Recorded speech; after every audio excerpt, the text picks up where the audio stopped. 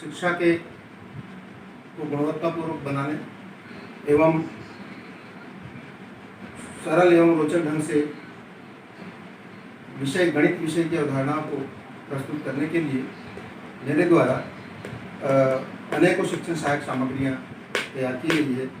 उनमें से ये मेंसुरेशन रोटर जो कक्षा 10वीं के क्षेत्र मिति की बेलन, गोला, शंकु की परिभाषा एवं उसकी अवधारणा को स्पष्ट करने के लिए मेरे द्वारा तैयार किया गया है। इसमें मैंने दिखाया है कि किस तरह से एक अर्धवृत्त को घुमाने से गोले का निर्माण होता है। अर्धवृत्त दो विमीय होता है और इसके चक्रण करने से ये हमारा जो गोला बनता है वो त्रिविमीय बन जाता है। इस गोले के बनने की विशेषता यह है कि इसका ऊपरी सरफेस दिखाई देता है और इसका केंद्र भी दिखाई देता है और उसकी केंद्र से निकलती हुई त्रिज्या दिखाई देती है। जबकि हम सामान्यतः जब बच्चों को बोर्ड पे पढ़ाते हैं तो केवल इस तरह सर्किल बनाते हैं और वह सर्किल दिखाई देता है, गोला दिखाई नहीं देता है, तो बच्चे की अवधारणा क्लियर नहीं होती है। कक्षा 10वीं की पुस्तक में गोले की परिभाषा है कि किसी अर्धवृत्ताकार चपटी को उसके व्यास के परितः घुमाने से बनी आकृति गोला कहलाती है। लेकिन बच्चों को बोर्ड पे समझ में नहीं आती, इसलिए मैंने यह नवाचार किया है और बच्चों को सरल ढंग से उसकी अवधारणा को स्पष्ट करने के लिए यह इस तरह से अर्धवृत्त को मैंने उसके व्यास का परितः चक्रण करके गोला कैसे बनता है यह अवधारणा को स्पष्ट किया है। उसी तरह से दूसरी परिभाषा है बेलन बनने की। बेलन कैसे बनता है? बेलन किसी आयत को उसकी एक भुजा के परितः घुमाने से बनी आकृति बेलन कहलाती है। अब चूंकि इसको मैं ऐसा घुमा के दिखाऊंगा तो बच्चे के दिमाग में कॉन्सेप्ट क्लियर नहीं होता कि गोला बेलन कैसे बनेगा। तो इसके लिए मैंने इसी उपकरण में एक व्यवस्था किया है और यहाँ मैंने एक रोटर लगाया है, मोटर लगा दिया है और इसमें इसको मैं फिर से चक्रण करके दिखाऊंगा और यह बेलन बनते हुए दिखाई देगा। ये देखिए, यह बेलन बन गया और जिससे बच्चे को मनोरंजक ढंग से शिक्षा मिलेगी, उसको अवधारणा को समझने में आसानी होगी और इस तरह से ये गोला बेलन बनते दिखाई दे रहा है। आयत जो होता है वो 2D होता है और बेलन जो होता है वो 3D होता है। तो हम बोर्ड पे 3D आकृति इसकी बनाते हुए नहीं दिखा पाते, इसलिए मैंने ऐसी एक मशीन बनाया है और इसे देखिए कि ये बेलन बनते हुए दिखाई देता है। तो इससे गोले बेलन बनने की अवधारणा और परिभाषा दोनों स्पष्ट हो जाती है। उसी तरह से मैंने शंकु जो होता है, किसी समकोण त्रिभुज को उसकी लंबवत भुजा के परितः घुमाने से बनी आकृति शंकु कहलाती है। तो शंकु कैसे कहलाएगा? यदि बच्चों को ऐसा हम दिखाते हैं घुमा के तो वो समझ नहीं पाता और यह भी अवधारणा क्लियर नहीं होती कि समकोण त्रिभुज को घुमाने से शंकु कैसे बनेगा। बोर्ड पे हम बनाते हैं तो वो डबल त्रिभुज दिखाई देता है। तो इसके लिए मैंने इस मोटर में फिर से इसको रोटेट किया है और इसको घुमा करके मैंने शंकु का निर्माण होते हुए दिखाया है। तो इस तरह से हम बच्चों को जो परिभाषा है, जो किताब के अंदर गणित किताब में जो कठिन अवधारणा है उसको समझाने के लिए, सरलतम ढंग से समझाने के लिए, रोचक ढंग से समझाने के लिए, ताकि बच्चों का ध्यान भी हमारे पाठ्यक्रम की ओर आकर्षित रहे, शिक्षक की ओर आकर्षित रहे। विज्ञान विषय की में भौतिकी के अंतर्गत मैंने यहाँ बनाया है विद्युत चुंबकीय प्रभाव को दर्शाने के लिए एक नवीनतम विद्युत चुंबकीय कुंडली तैयार किया है और इस कुंडली को रोटेट करने के लिए मैंने इस तरह का यंत्र तैयार किया है जहाँ सामने चुंबक है और इस तरह का एक बोर्ड तैयार किया हुआ है। इसका उपयोग 9वीं 10वीं 11वीं 12वीं तक विद्युत चुंबकीय प्रभाव को समझाने के लिए किया जा सकता है। जैसे कि हम जानते हैं कि जब किसी कुंडली में विद्युत धारा प्रवाहित की जाती है तो उसमें चुंबकीय, उसके आसपास चुंबकीय क्षेत्र उत्पन्न हो जाता है। अब हम इस अवधारणा को बच्चों को बोर्ड पे समझाएंगे तो यह समझ में बच्चे के ठीक से नहीं आएगा। तो उसके लिए मैंने एकदम सरल सा एक नवाचार किया है, एक सरल सा मॉडल तैयार किया है और ये इस तरह का है।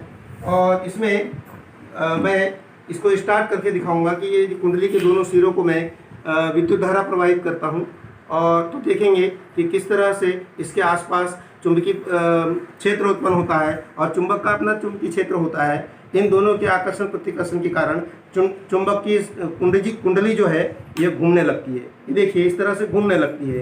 तो चूंकि बच्चों को अवधारणा ये है कि जो मोटर का सिद्धांत समझाते हैं कि हम विद्युत ऊर्जा को यांत्रिक ऊर्जा में कैसे परिवर्तित करते हैं, इसी सिद्धांत के आधार पर हमारी वाटर पंप है, फैन है और सारी मशीनें काम करती है। तो मैंने यहाँ एक पंखी भी लगा दिया है कि बच्चों को समझाने के लिए कि देखो पंखा इस तरह से काम करता है। यह पंखा हमारे घरों में जो पंखे हैं इस तरह से होते हैं और मात्र उनमें कोई बहुत ज़्यादा बड़े यंत्र नहीं होते, केवल कुंडली और चुंबक होता है और उसके माध्यम से ये या विद्युत ऊर्जा यांत्रिक ऊर्जा में परिवर्तित हो जाती है। इसी तरह से हम जनरेटर का सिद्धांत भी समझा सकते हैं कि जब हम कुंडली को अपनी यांत्रिक ऊर्जा के द्वारा घुमाएंगे, चुंबक को यांत्रिक ऊर्जा के द्वारा घुमाएंगे तो कुंडली में विद्युत धारा उत्पन्न हो जाएगी और इस तरह से विद्युत जनरेट होती है। तो हम इस मॉडल के माध्यम से या इस छोटे से यंत्र के माध्यम से बच्चों को चुंबकीय क्षेत्र, विद्युत और चुंबकीय क्षेत्र का प्रभाव को बड़े आसानी से और रोचक ढंग से और मनोरंजक ढंग से और भी गतिशील ढंग से दिखा सकते हैं, ताकि बच्चे आकर्षित होकर अच्छे से देखेंगे और अवधारणा को प्रैक्टिकली रूप से समझ सकेंगे, ताकि बच्चों के अंदर में विज्ञान के प्रति कौशल उत्पन्न होगा, वैज्ञानिक दृष्टिकोण उत्पन्न होगा और किसी भी यंत्र को समझने की बड़ी आसानी से क्षमता उत्पन्न होगी। धन्यवाद।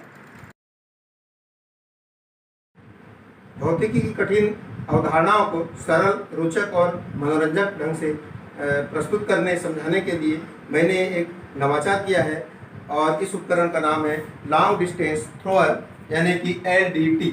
इस उपकरण का उपयोग हम बच्चों को पराश समझाने के लिए कर सकते हैं। हम जानते हैं कि बच्चों को यह बताएंगे कि हम किस एंगल से कोई वस्तु छोड़ेंगे या मिसाइल छोड़ेंगे तो वह अधिकतम दूरी किस एंगल पे प्राप्त करेगी। तो यदि हम कम एंगल पे करेंगे, सीधी करेंगे तो कम दूरी तय करेगी, फिर और बढ़ाएंगे तो और अधिक दूरी तय करेगी, और ऐसा करते करते हम एक स्थिति ऐसी आएगी 45 अंश के कोण पर वस्तु ज़्यादा परास प्राप्त करेगी, और उससे ज़्यादा और बढ़ाते हैं तो वस्तु कम दूरी तय करेगी।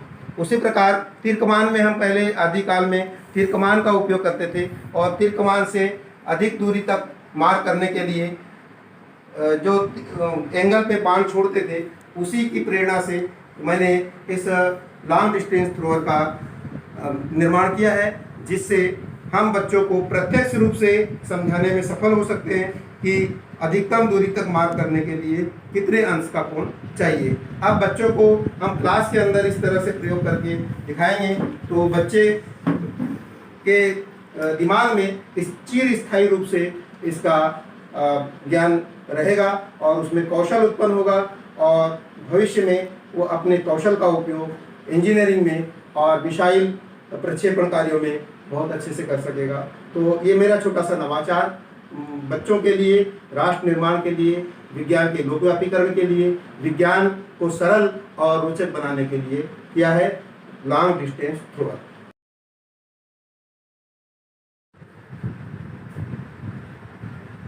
मेरे द्वारा भौतिक शास्त्र में शिक्षण को सरल, मनोरंजक और रोचक बनाने के लिए और प्रभावी बनाने के लिए और कठिन अवधारणाओं को सरलतम ढंग से समझाने के लिए एक नवाचार किया गया है।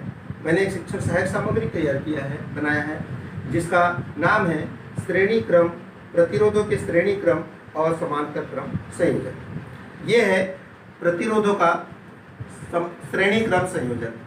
जैसा ये चित्र दिख रहा है, इस चित्र के अनुसार यदि बच्चों को हम किताब से पढ़ाते हैं तो बच्चों को श्रेणी क्रम की अवधारणा ठीक से समझ में नहीं आती। इसके लिए मैंने प्रतिरोधों के स्थान पर 3 बल्ब ले लिया है, 100 वाट का, 60 वाट का और 40 वाट का। ये 3 प्रतिरोध अलग अलग क्षमता के हैं, अलग अलग प्रतिरोधों के हैं, जिसमें इसमें जो बैटरी से धारा प्रवाहित होती है तो एक के बाद प्रवाहित होती है। इनके सिरे एक दूसरे से जुड़े हुए हैं, तो इसमें समान रूप से सारे प्रतिरोधों में विद्युत धारा जाती है। तो ऐसी स्थिति में जिसका प्रतिरोध ज़्यादा होता है वह कम चमकता है, जिसका प्रतिरोध थोड़ा कम होता है वो थोड़ा ज़्यादा चमकता है, और जिसका प्रतिरोध सबसे कम होता है वह सबसे ज़्यादा चमकता है। तो श्रेणी क्रम संयोजन में हम देखते हैं 100 वाट का बल्ब बहुत कम चमक रहा है, बहुत ही कम, और 40-60 वाट का बल्ब है वो थोड़ा ज़्यादा चमक रहा है, और 40 वाट का जो बल्ब है वो सबसे ज़्यादा चमक रहा है। यानी कि ये समझ में आता है कि जिसका प्रतिरोध कम है वो ज़्यादा चमकेगा, जिसका प्रतिरोध ज़्यादा है वो कम चमकेगा। इस तरह से हम श्रेणी क्रम की अवधारणा को बच्चों को आसानी से समझा सकते हैं। दूसरा है समांतर क्रम संयोजन। समांतर क्रम संयोजन में सभी प्रतिरोधों को समांतर क्रम में जोड़ा गया है, अर्थात बैटरी के दोनों सिरों से सबके सिरे अलग अलग जुड़े हुए हैं। इससे जो विद्युत धारा है वो सब में उनकी अपनी अलग अलग क्षमता के अनुसार प्रवाहित होती है, और इसमें जो बल्ब ज़्यादा पावर का होता है वो ज़्यादा विद्युत ऊर्जा ग्रहण करता है, जो कम पावर का है वो कम विद्युत ऊर्जा ग्रहण करता है, जो और भी कम पावर का है वो सबसे कम विद्युत ऊर्जा ग्रहण करता है। तो इसमें क्या होगा, कौन सा बल्ब सबसे ज़्यादा चमकेगा, तो हम देखते हैं प्रैक्टिकली। तो यहाँ पर हम देख रहे हैं कि जो 100 वाट का बल्ब है वो ज़्यादा चमक रहा है, 60 वाट का बल्ब है वो थोड़ा कम चमक रहा है, और जो 40 वाट का बल्ब है वो उससे भी कम चमक रहा है।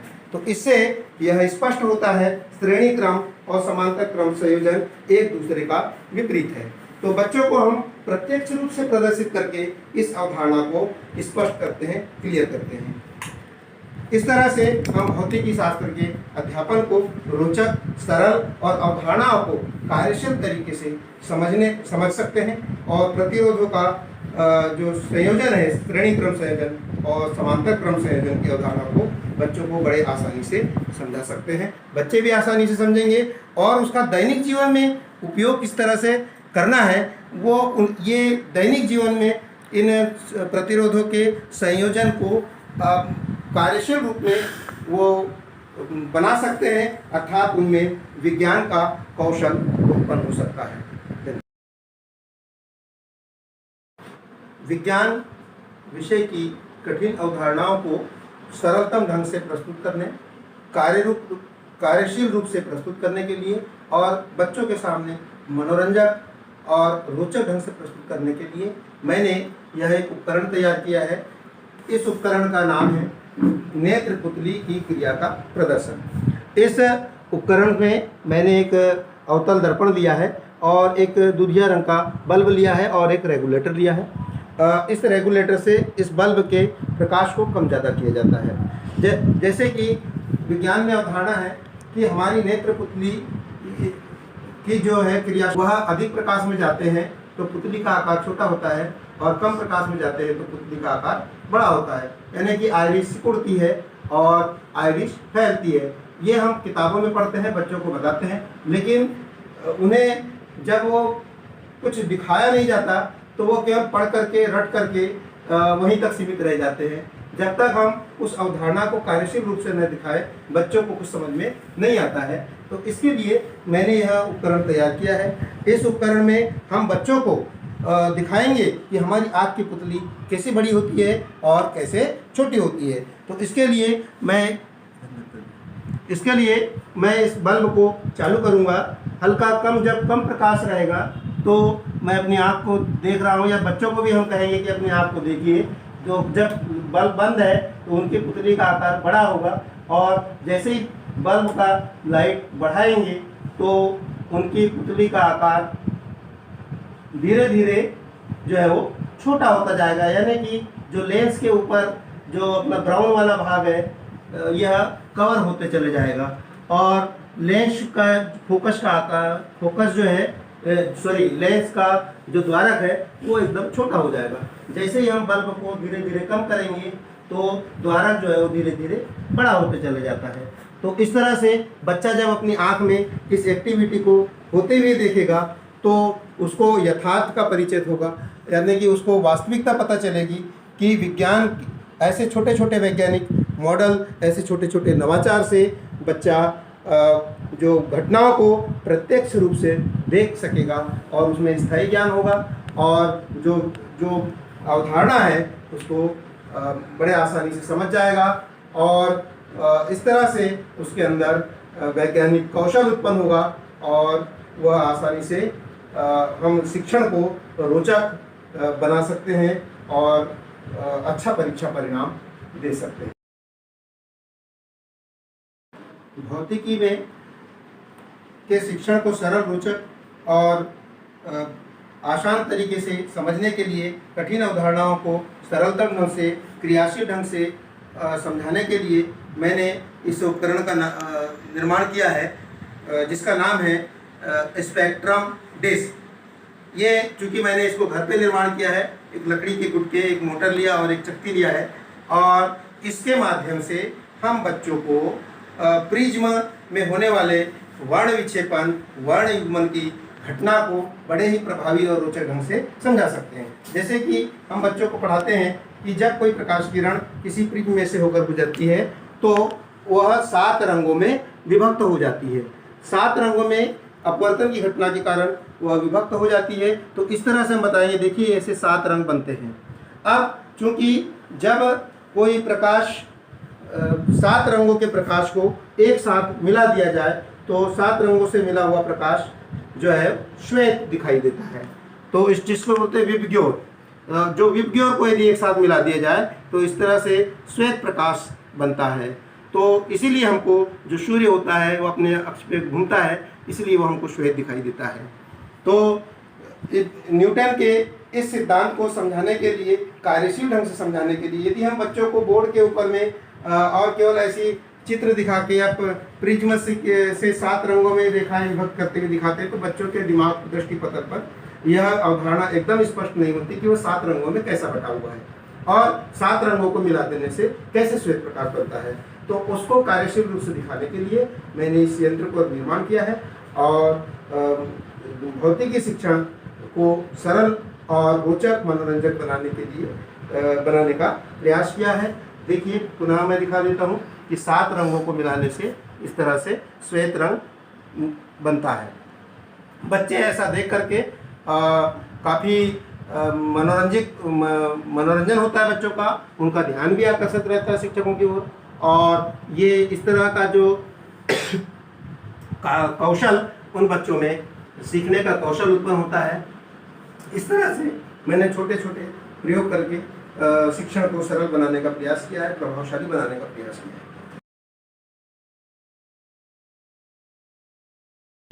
विभिन्न घटनाओं को दिखाने के लिए मैंने एक यंत्र का निर्माण किया है जिसका नाम है सुई छिद्र कैमरा। इस सुई छिद्र कैमरे से बच्चों को किसी वस्तु का बिना किसी लेंस, बिना किसी कैमरे से उल्टा प्रतिबिंब कैसे बनता है वह दिखाया जाता है। सुई छिद्र कैमरा में एक खड्डे का बॉक्स बना है, इसमें छोटा सा छिद्र है और ये एक बल्ब जिसको हम वस्तु मान रहे हैं, जो जलता हुआ बल्ब है, इसका प्रतिबिंब यहाँ पर उल्टा बनता दिखाई देगा। क्यों? क्योंकि जो सारी किरणें समांतर जाती है वे सब लौट के वापस आ जाएंगे रिफ्लेक्ट होकर के और मात्र इसकी तिरछी किरणें नीचे से ऊपर की ओर और ऊपर की किरणें नीचे की ओर जाएगी और इस पर्दे पर उस वस्तु का उल्टा प्रतिबिंब बनेगा, जिससे बच्चे को जो घटना घट रही है उसका प्रत्यक्ष प्रदर्शन होगा तो उसको अवधारणा का वास्तविकता से वो परिचित होगा और वो उस पर विश्वास करेगा। देखिए ये मैं उल्टा प्रतिबिंब बनते दिखा रहा हूँ। पर्दे पर बल्ब का उल्टा प्रतिबिंब बनते हुए दिखेगा। ये देखिए मैंने लिया और ये उल्टा प्रतिबिंब जो बल्ब का ये इस बॉक्स के अंदर वाली दीवार पर बन रहा है और सामने में ये सीधा प्रतिबिंब सीधा प्रतिबिंब वस्तु का है और इस बॉक्स के अंदर उल्टा प्रतिबिंब बन रहा है, जबकि सामने से बंद है, सूक्ष्म छिद्र है और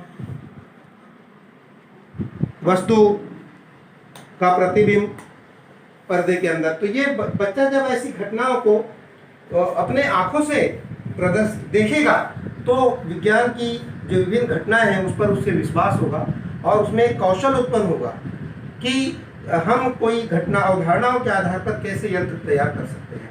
तो इस तरह की सस्ती, सरल और अपने घर में तैयार की जाने वाली लो कास्ट, नो कास्ट सामग्री का निर्माण करके मैं अपने शिक्षण को रोचक बनाता हूँ, प्रभावशाली बनाता हूँ और बच्चों के में वैज्ञानिक दृष्टिकोण और वैज्ञानिक कौशल उत्पन्न करने का प्रयास कर रहा हूँ, जिससे भावी पीढ़ी में हमें अच्छे डॉक्टर, इंजीनियर और अच्छे वैज्ञानिक मिल सके और विज्ञान का सदुपयोग हो सके।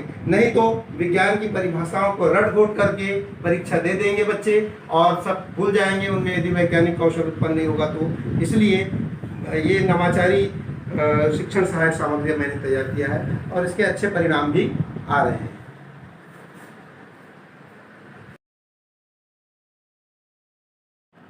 यह बल आघूर्ण बार बोर्ड तैयार किया है मैंने भौतिकी में बल आघूर्ण को समझाने के लिए। इसके लिए मैंने 3 छड़े बराबर लिया और सबके बराबर भार है। इसमें मैंने जो इनका जो सेंटर है इसको अलग अलग स्थान पे लिया है। जो इसमें आयास, ये आयास कहलाता है और ये भार कहलाती है। ये आयास भुजा कहलाती है, ये भार भुजा कहलाती है। तो जब इसका सेंटर आयास भुजा की लंबाई कम होगी, भार भुजा की लंबाई ज़्यादा होगी, तो हमें इसे उठाने में अधिक बल लगेगा। यहाँ मैंने सेंटर में दिया है तो यहाँ पर बल हमको कम लग रहा है और यहाँ पर आयास भुजा की लंबाई ज़्यादा है और भार भुजा की लंबाई कम है, तो इसको हम बड़े आसानी से उठा सकते हैं। इसी सिद्धांत के आधार पर हमारे घरों में प्रयुक्त होने वाले उपकरण जैसे बल्ली है जो लकड़ा वगैरह उठाने के काम आती है, फावड़ा है, उसके बाद आपका कुल्हाड़ी है और साथों साथ जो हम खासतौर से हैंडपम्प देखते हैं, हैंडपम्प का डंडा लंबा रखा जाता है इसलिए ताकि वो आसानी से उसको चला सके। यदि हम हैंडपम्प के लास्ट छोर से लेते हैं तो बड़े आसानी से हैंडपम्प का डंडा चला सकते हैं, लेकिन वही उसके सेंटर के पास से यदि लेंगे तो हैंडपम्प का डंडे को ऊपर नीचे नहीं किया जा सकता। तो इस अवधारणा को कक्षा के अंदर हम बच्चों के सामने उनके को प्रत्यक्ष रूप से प्रदर्शन करने के लिए कैसे करें, तो इसके लिए मैंने एक नवाचार किया कि क्यों ना हम एक बार के माध्यम से एक बार बोर्ड तैयार कर लिया और ये मेरे पास एक स्थायी रूप से शिक्षण सहायक सामग्री तैयार हो गई है। तो ऐसी छोटी छोटी शिक्षण सहायक सामग्री और नवाचार के माध्यम से हम शिक्षण को प्रभावी बना सकते हैं और बच्चों को स्थायी ज्ञान दे सकते हैं, उनमें वैज्ञानिक दृष्टिकोण और अच्छा कौशल उत्पन्न कर सकते हैं।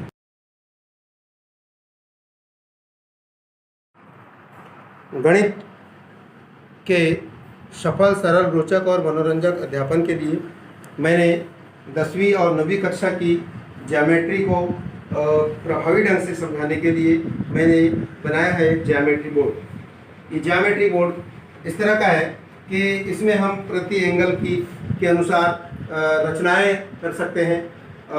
दूसरी बात, गणित के सारे प्रमेय समझा सकते हैं। जैसे कि एक धागा लिया है मैंने और इस धागे से एक आकृति निर्मित किया है। यह एक प्रमेय है 10वीं में कि किसी जीवा द्वारा केंद्र पर बना कोण परिधि पर बने कोण का दुगना होता है। अब दुगना होता है कि नहीं इसकी हम जांच भी कर सकते हैं। इस एंगल मीटर से चारों ओर एंगल लगे हुए हैं, एंगल बने हुए हैं, तो एंगल मीटर से जांच भी कर सकते हैं कि वास्तव में इसका ये और इस तरह से समझा सकते हैं। तो ये ज्योमेट्री बोर्ड 10वीं कक्षा के प्रमेय के सभी प्रकार के प्रमेय की अवधारणा को समझाने के लिए और सारी रचनाओं को समझाने के लिए प्रयोग किया जा सकता है। भौतिकी में सेंटर फॉर ग्रेविटी को समझाने के लिए मैंने इस यंत्र का निर्माण किया है और इसका नाम है gravity centre for gravity roller. ये छोटा सा हमने 2 फनल ले लिया, दोनों को चिपका लिया और एक खड्डे का इस तरह से मैंने बना लिया है और यह बच्चों को कक्षा के अंदर में सेंटर फॉर मतलब किसी इस वस्तु की ग्रेविटी सेंटर कैसे प्रदर्शित किया जाए उसके बारे में बताने के लिए किया है। अभी हम देख रहे हैं कि इसका जो ग्रेविटी सेंटर है वो बीचों बीच में है, तो ये वस्तु ये वस्तु है, इसका जो सेंटर प्लेन में है, तो इसको यदि मैं यहाँ रखता हूँ तो ये वस्तु ऊपर से नीचे की ओर जाती है।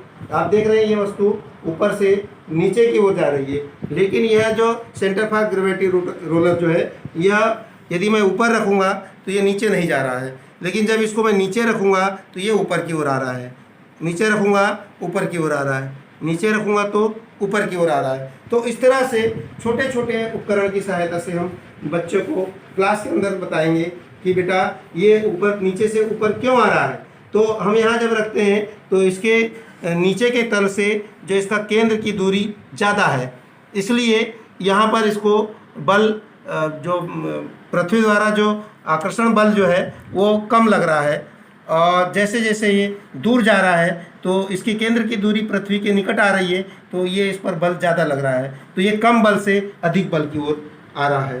तो इस प्रकार से हम बच्चों को